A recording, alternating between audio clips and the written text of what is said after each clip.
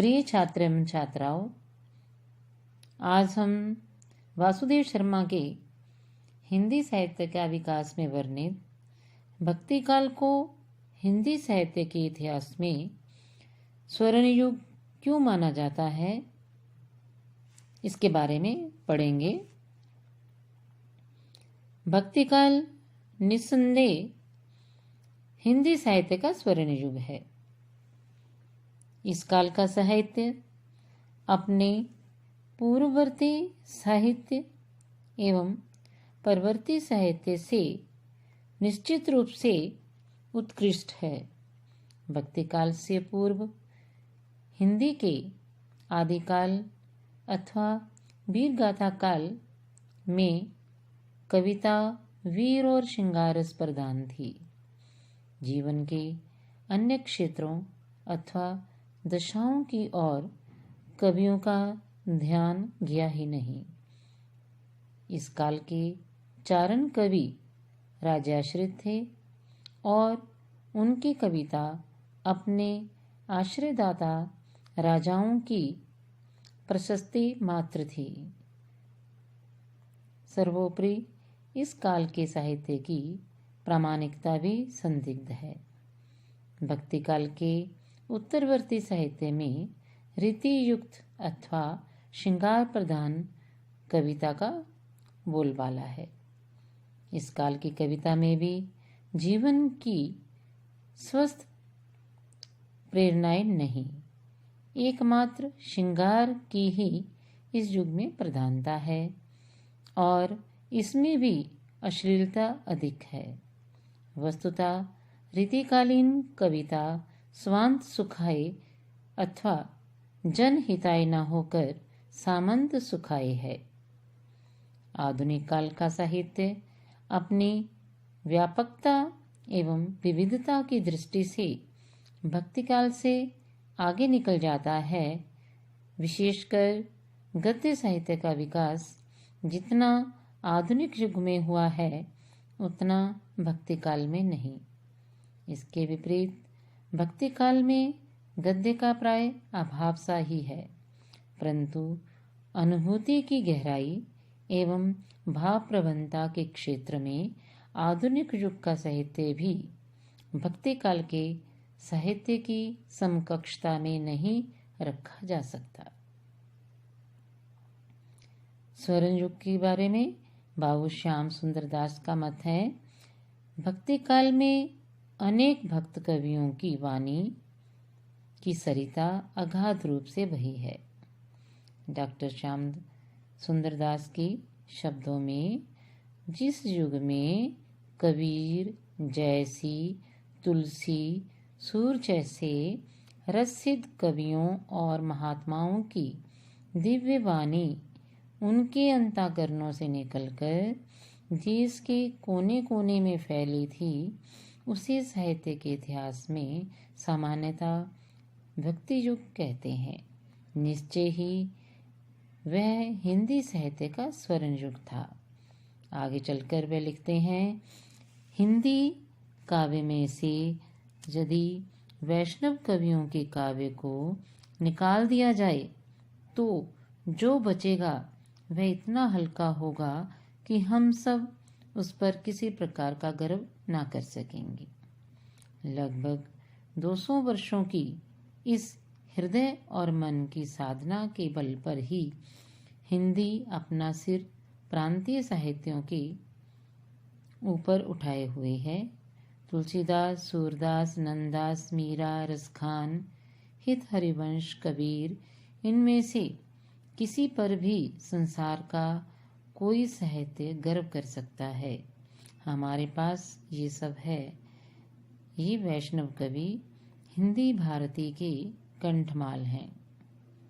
आचार्य हजारी प्रसाद द्विवेदी लिखते हैं, समूचे भारतीय इतिहास में से अपने ढंग का ये अकेला साहित्य है। इसका नाम भक्ति साहित्य है। ये एक नई दुनिया है। सर्वोत्तम काव्य। अंग्रेज लोग कहते हैं, यदि हमारे सम्मुख एक और शेक्सपियर रखा जाए और दूसरी ओर विश्व का साम्राज्य, तो हम पहले शेक्सपियर को ही चुनेंगे। हमारे यहाँ सूरदास, तुलसीदास, नंददास आदि कितने ही शेक्सपियर हुए हैं जो भारती के कंठहार हैं। इस प्रकार हिंदी की समालोचकों ने एक मत से हिंदी साहित्य के भक्ति काल को हिंदी का स्वर्ण युग माना है। इस काल में हिंदी काव्य की चतुर्मुखी उन्नति हुई। काव्यसौष्ठव, समन्वयवाद, भारतीय संस्कृति, भावपक्ष, कलापक्ष तथा संगीत आदि सभी दृष्टियों से ये काव्य सर्वोत्तम है। ये काव्य एक साथ हृदय, मन और आत्मा की प्यास बुझाता है। इस साहित्य की प्रमुख विशेषताएं इस प्रकार हैं। भक्ति काल की 4 काव्य धाराएं। भक्ति काल में विविध रूपों में काव्यों की प्रगति हुई। इस काल में 4 काव्य धाराओं ने एक साथ हिंदी की वृद्धि की। ये 4 काव्य धाराएं हैं संत काव्य धारा, प्रेम काव्य धारा, कृष्ण काव्य धारा, राम काव्य धारा। संत काव्य धारा के प्रमुख कवि कबीर हैं। इनके अतिरिक्त दादू दयाल, नानक, सुंदरदास आदि का स्थान संतों में प्रमुख है। कबीर आदि संतों के साहित्य में रहस्यवाद, भक्ति, खंडन मंडन एवं सुधार की भावनाएं हैं।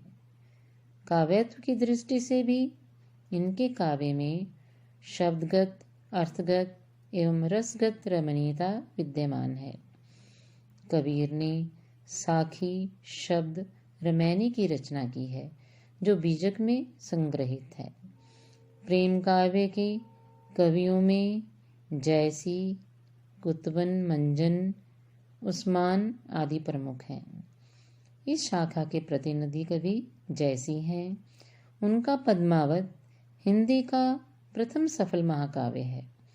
जयसी आदि प्रेम मार्गी कवि सूफी मुसलमान हैं, परंतु उन्होंने अपनी सहिष्णुता, उदारता आदि गुणों से हिंदू मुस्लिम संस्कृति में एकता स्थापित करने का प्रयत्न किया है। ये प्रेम की पीर के कवि हैं। लौकिक प्रेम गाथाओं के माध्यम से इन्होंने आध्यात्मिक प्रेम की व्यंजना की है। ये कवि भी रहस्यवादी हैं और शुक्ल जी ने इन्हीं के रहस्यवाद को शुद्ध भावात्मक रहस्यवाद माना है। कृष्ण काव्य के प्रतिनिधि कवि सूरदास हैं। इनके अतिरिक्त नंददास, परमानंद आदि अष्टछाप के कवि हित हरिवंश, मीरा, रसखान का नाम इस साहित्य में आदर पूर्वक लिया जाता है। कृष्ण भक्त कवियों ने गीति काव्य की रचना की है। कृष्ण के लोकरंजक रूप को लेकर सख्य और माधुर्य भाव से भक्ति की है। सूर का सूरसागर गीति काव्य का श्रेष्ठ उदाहरण है। इन्होंने वात्सल्य और श्रृंगार रस का चित्रण अपूर्व ढंग से किया है। सूरदास का सूरसागर गीति काव्य का श्रेष्ठ उदाहरण है। इन्होंने वात्सल्य और श्रृंगार रस का चित्रण अपूर्व ढंग से किया है। राम काव्य के प्रतिनिधि कवि तुलसी हैं। ये काव्य अपनी उदार भक्ति भावना, समन्वयवाद, लोक मंगल की भावना, भाव, भाषा और शैली सभी दृष्टियों से उत्कृष्ट है। तुलसीदास का रामचरितमानस हिंदी का सर्वश्रेष्ठ महाकाव्य है और हिंदू धर्म तथा संस्कृति का गौरव ग्रंथ है। इस प्रकार सैकड़ों कवियों ने भक्ति काल के साहित्य को विकसित किया है। प्रिय छात्र,